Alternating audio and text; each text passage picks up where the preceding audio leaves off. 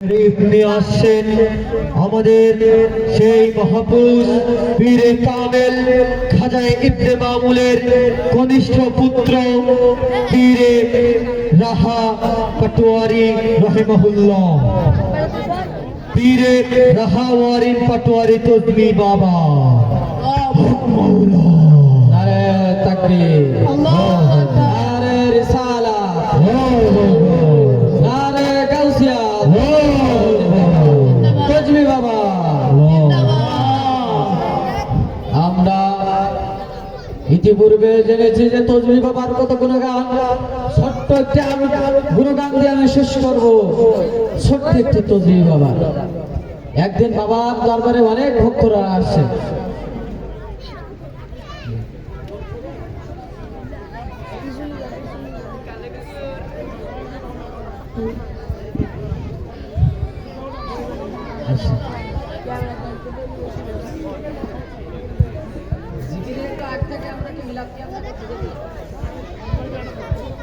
তো আমরা বাবার সাথে সকলে একটু জিকির করি, জিকিরে একটু মগ্ন হই। আল্লাহ আল্লাহ আল্লাহ আল্লাহ লা ইলাহা ইল্লাল্লাহ আল্লাহ আল্লাহ আল্লাহ আল্লাহ আল্লাহ আল্লাহ। তোদের চাঁদ উঠেছে তজমি বাবা কালা গো তোর দেখবি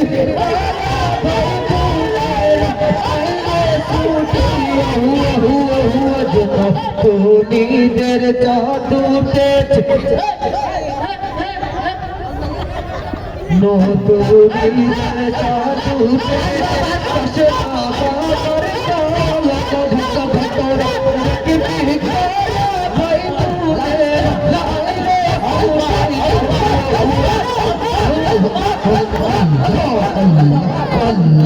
সুন্দর রূপা সুরা ওই চাঁদের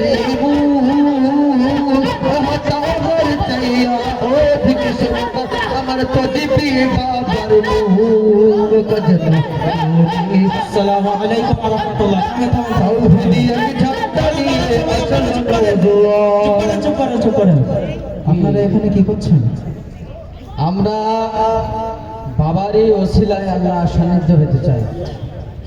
আস্তাগফিরুল্লাহ নাউযুবিল্লাহ। আপনারা আল্লাহর কাছে চাওয়া বাদ দিয়ে বাবার কাছে চাচ্ছেন কেন? বাবার দরবারে এসে আস্তাগফিরুল্লাহ আস্তাগফিরুল্লাহ। না না না বলে একটা আসেন আসেন। আল্লাহ আপনারা ইয়ে করছেন কেন? আসেন আসেন। হ্যাঁ, একটা মৃত ব্যক্তির কাছে আপনারা কি চান? তিনি তো সবকিছু আধারে শুনতে পান।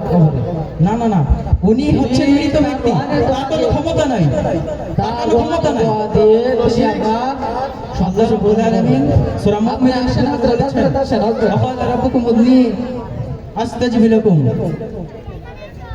তোমরা আমাকে ডাকো আমি তোমাদের ডাকে সাড়া দেবো। যেখানে আল্লাহ রাব্বুল আলামিন নিজেই বলেছেন তোমরা আমাকে ডাকো আমি তোমাদের ডাকে সাড়া দেবো, সেখানে আপনারা কেন একজন মৃত ব্যক্তির কাছে যাচ্ছেন?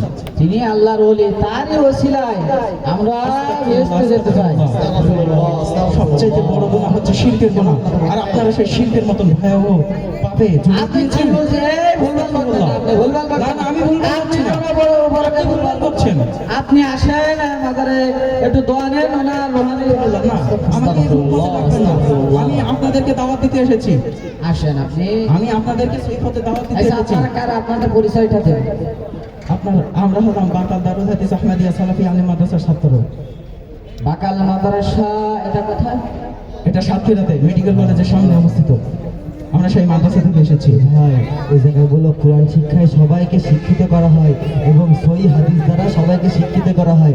এদেশের দল ভাইতে পারবি না, এখন দেখতে করবি। আপনারা এভাবে কেন জাতিকে ধ্বংসের দিকে ঠেলে দিচ্ছেন? জাতি আমরা আমাদের পীরের একটা দোয়া আছে না, আমার বাবার দোয়া আছে না, তজমি বাবা তুই চুপচাপ থাক। আমি দেখি ওরা বলে দেখবো ওরা সহিহ হাদিস ছাড়া বলে মানে কথা বলে না।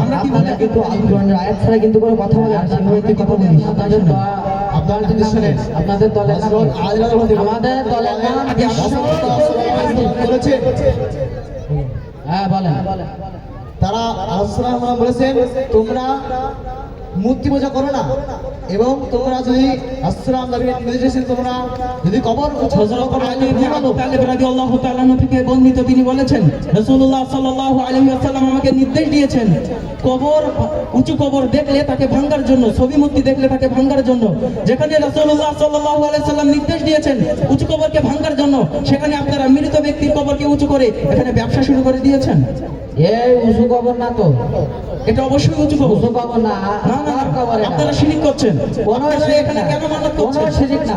এটা দিনের মধ্যে না, না, আপনি এটা আপনার কোরআন মতো এবং কথা সহিহ বলেন। হাদিস দ্বারা প্রমাণিত নয় আপনারা কেন এভাবে জাতিকে ধোঁকা দিচ্ছেন আমরা জাতিকে ধোকা দিচ্ছি না, জাতি ধর্মকে বাবার কাছ ধর্মকে থেকে- পাগল পেয়েছেন আপনি ধর্মকে কি আপনি পাগল পেয়েছেন ধর্ম কি আপনার ইচ্ছা মতন চলবে ধর্ম একজনের কথা মতো চলবে তিনি হলেন মুহাম্মদুর রাসূলুল্লাহ সাল্লাল্লাহু আলাইহি ওয়াসাল্লাম আমাদের তসলিম পার্টির লোক কই? সব তো বলাই আমি তো বলাইলাম তুই খাবারিশ কর ভাই আমি এই গেলাম আমার থুই যাবে তুই। আমি কাঁদবি দেবো ভাই নিজের আপন জীবন বাঁচা عائشة رضي الله تعالى عنها قال رسول الله صلى الله عليه وسلم من أحدث في أمرنا هذا ما ليس منه فهو رد রাসূলুল্লাহ সাল্লাল্লাহু আলাইহি ওয়াসাল্লাম বলেছেন আমাদের এই দিনের মধ্যে যে নতুন কিছু উদ্ভাবন করবে যা তার মধ্যে নাই তা প্রত্যাখ্যাত বুখারী হাদিস নম্বর 2697 আপনার এই কাজ কর্মগুলি এই যে মাজার পূজা কবরে ফুল চড়ানো কবরে সিজদা করা বাবার কাছে কিছু চাওয়া কোনো মানুষের কিছু চাওয়া এগুলো টোটালি শিরিক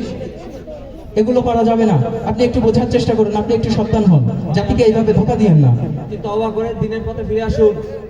হ্যাঁ কিসের তওবা? আপনি তওবা করে দিনের পথে ফিরে আসুন তা আপনারা আপনাদের দলের নাম কি? আমাদের তো বিশ্ব তসলিম পার্টি, আপনাদের দলের নাম কি? আমরা বাংলাদেশ আলাদী যুব সংঘের কর্মী যুব সংঘ।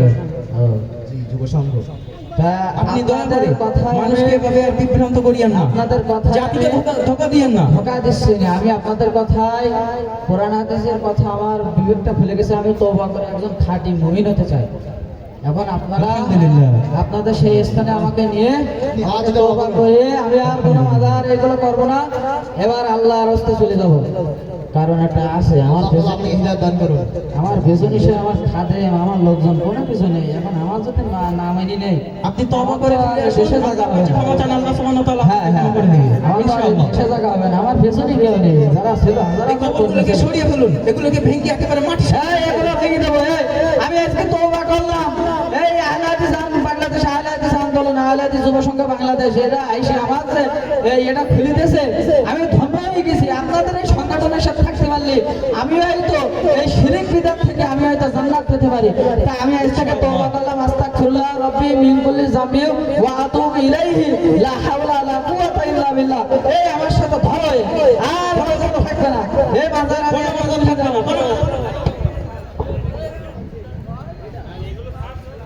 সেটা